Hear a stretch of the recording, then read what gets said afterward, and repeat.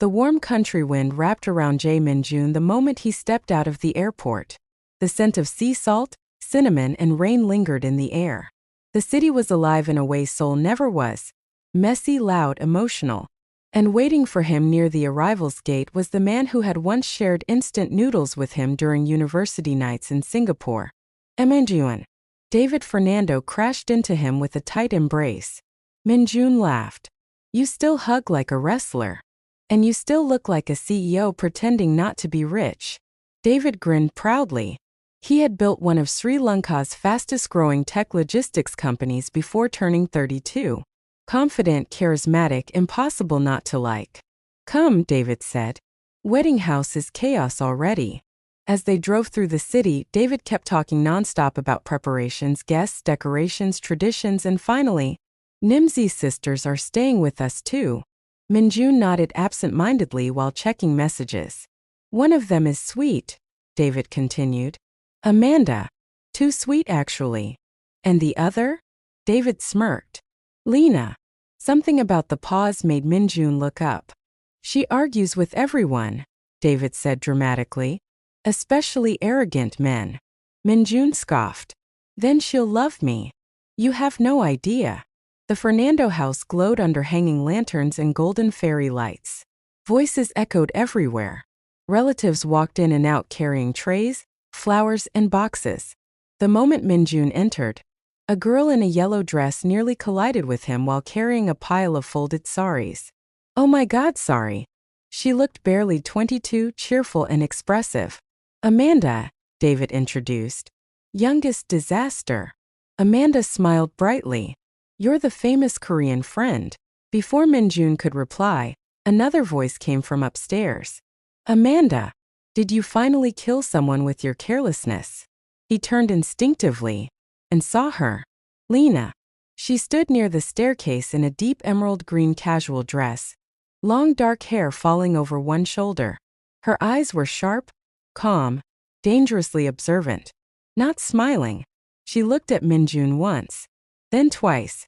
You didn't tell us your friend looks this arrogant, she said to David. Min-Jun raised an eyebrow immediately. And you didn't tell me your future sister-in-law judges strangers within 3 seconds. Amanda whispered dramatically. Here we go. Leena crossed her arms. I'm usually accurate. And I'm usually patient, Min-Jun replied.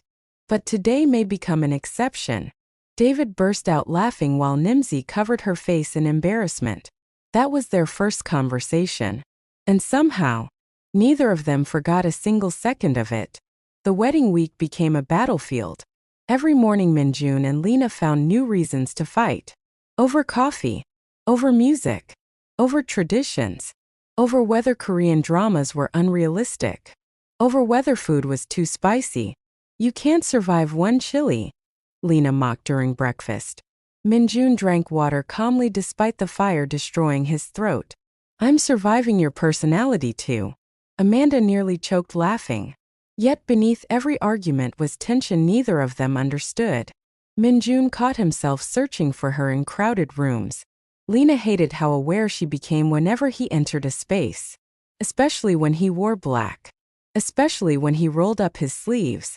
Especially when he smiled at other women. That irritated her most. One evening, rain poured heavily outside while the house buzzed with wedding rehearsals. Leena stood alone on the balcony watching the storm. You always disappear after sunset? Min-Jun leaned against the doorway. I like silence, she answered. You? Silence. She glared at him. You enjoy provoking me.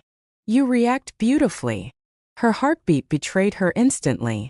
Min-Jun noticed. Of course he noticed. The rain intensified. Thunder echoed. And for the first time since meeting, neither of them argued. You'll leave after the wedding? She asked quietly. Yes. Back to Korea? My company won't run itself. Leena nodded slowly though disappointment flickered across her face before she could hide it. Min-Jun stepped closer unconsciously. You'll forget me in a week anyway. She laughed softly.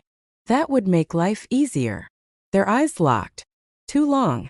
Too dangerous. Amanda suddenly burst onto the balcony. There you two are. Everyone thinks you secretly eloped. Leena stepped away instantly. Min-Jun smiled faintly.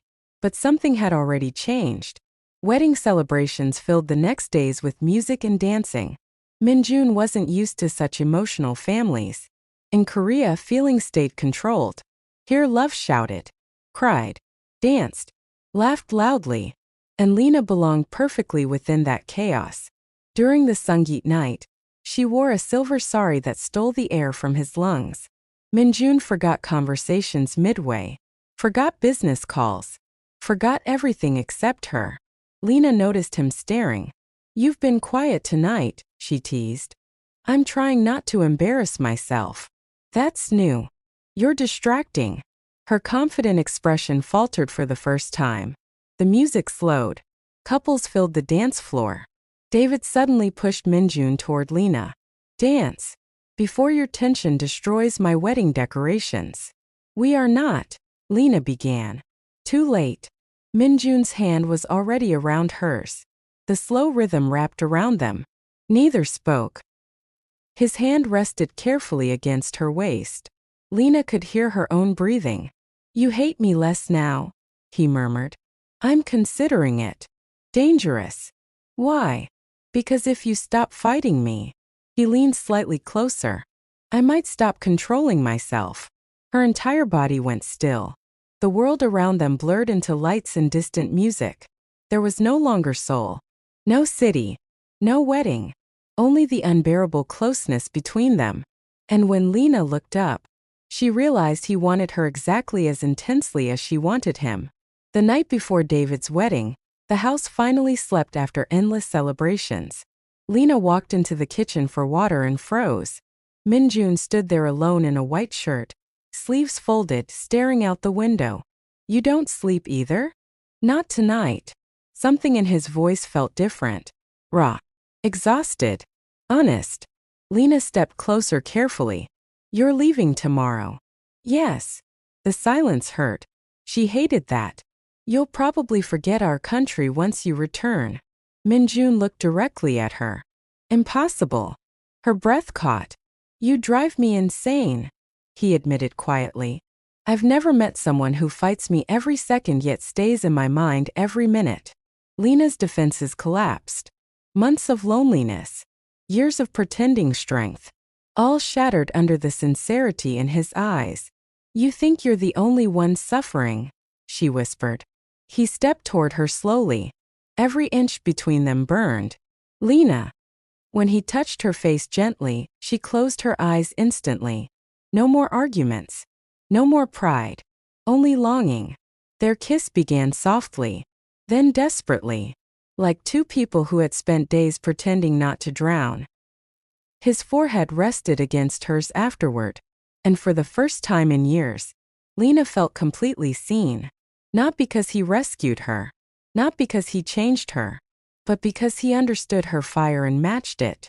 David and Nimzy married beneath golden lights and sacred blessings. Families cried. Music played. Promises were made. But somewhere between the celebration and the fading evening sky, another love story quietly began. Min-Jun stood near the garden watching lanterns rise into the night. Leena joined him silently. "So this is goodbye?" she asked. He turned toward her. "No." She looked uncertain. "Korea is far." "I know. You're impossible. And you still love me." Leena laughed helplessly.